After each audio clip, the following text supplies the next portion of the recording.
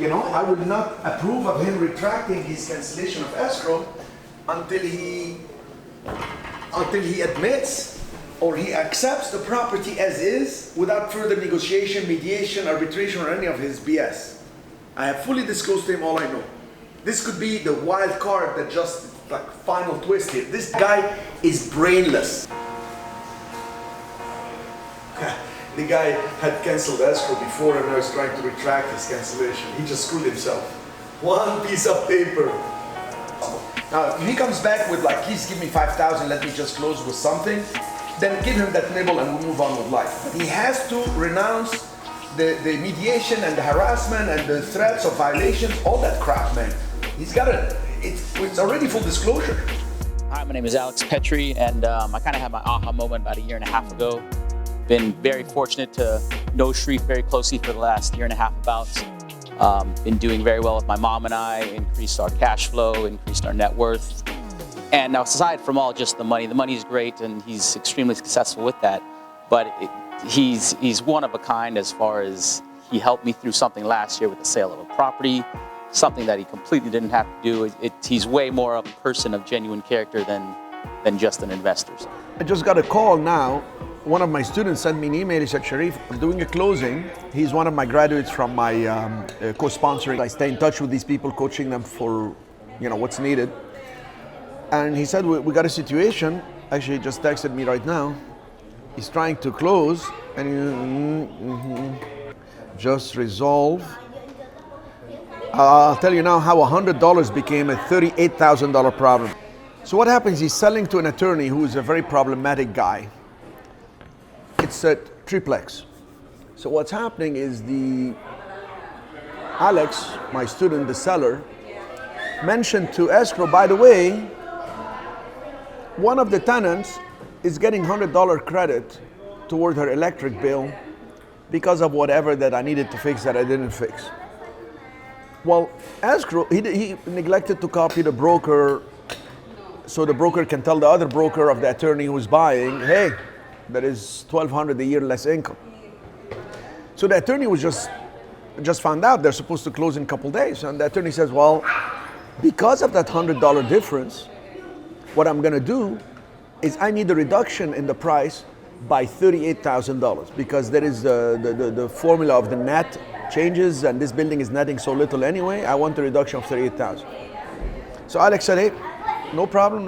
Let me go talk to the lady downstairs. And he told her, I can't give you the $100 credit anymore. And she said, yeah, I'm fine. Actually, it's working out fine and you don't have to worry. And they wrote an addendum and they solved the problem. Because I told Alex, go solve that problem first thing. And all it's happening today, this morning. That's why I took the call earlier. And I've been trying to reach his broker. So finally, the broker called me now before we get the food here for lunch. And the broker said, okay, it's Saturday, I'm just busy with this, and I'm going to the office now, but Cherif, thank you for stepping in to help us with this, because the attorney who's buying is not even talking to his broker. He just said, I don't want to talk to anybody, I want to go to mediation, I want my $38,000 discount. I said, Alex just solved the problem. So he said, I told him, Alex just talked to you, and you're his mentor, and you're solving the problem. And the buyer said, I don't care. I want to go to mediation. I want my $38,000. First of all, you don't have to go to mediation. You can say, I refuse to go to mediation. Issue is resolved. Or go to mediation. I told Alex, go to mediation and tell him issue is resolved. It's a moot point. And if he still wants the $38,000, I'm not giving it to him. So he can sue me. What's the guy going to do? Sue for nothing? Where is the damage? Yeah. So then you can counter sue for specific performance. Right. So Alex is like, oh my gosh, it's too much tension. Well, sometimes that's what's needed. Pressure. How much pressure can you deal with? That's how much money you're gonna make. So the countersuit will come in as if the buyer insists on going to mediation, they can go to mediation, sit down, and right away say, okay, there's no issue here because the matter is resolved. And I told him the matter is resolved. He still wanted to come to mediation, so we're here for no issue. And if the guy says, well, this is a problem for me because I don't know what else, he's got no point, but he still wants to go to mediation. Why does he want to go to mediation? Why that lawyer wants to go to mediation? It's what I call the nibble. That's what happened to me yesterday when they said, can you pay an extra $3,000 for the closing last minute? And I said, no. That's the nibble. The nibble is one of the steps that most people that have a little experience try to do right before the closing. But he's an attorney and his nibble is 38,000. They know I'm an experienced guy that tried to nibble 2,500 or 3,000 and said, well, it's nothing for Cherif. You know what? It's not a matter of money now, it's a matter of principle. It's what they agreed on, it's what we do, and they had to close and we had to move on.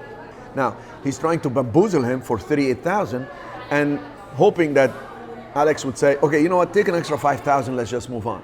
But I told Alex, you can do that, and for 5,000 you bought the headache that's coming, or you can go as a matter of principle and say that's not right.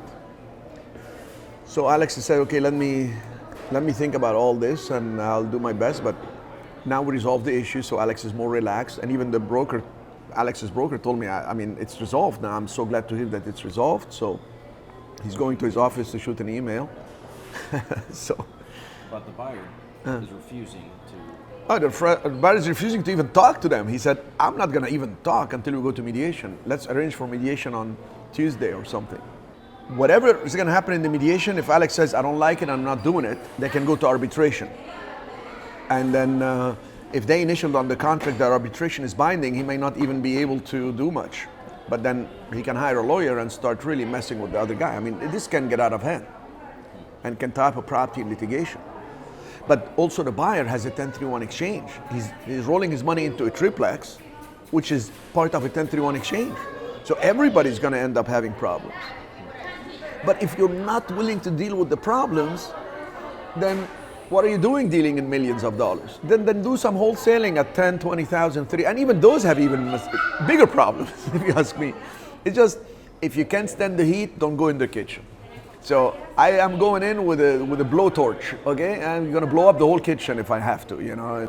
It's just like, if you're doing everything right and they're trying to play with you, just try to be nice in the beginning always and make a settlement. Like Alex said to the guy, everything is resolved. I just went this morning, and he said, don't talk to me, I need to go to mediation. If you're nice first and try to solve it and they still don't like it, okay, let me show you the other side then.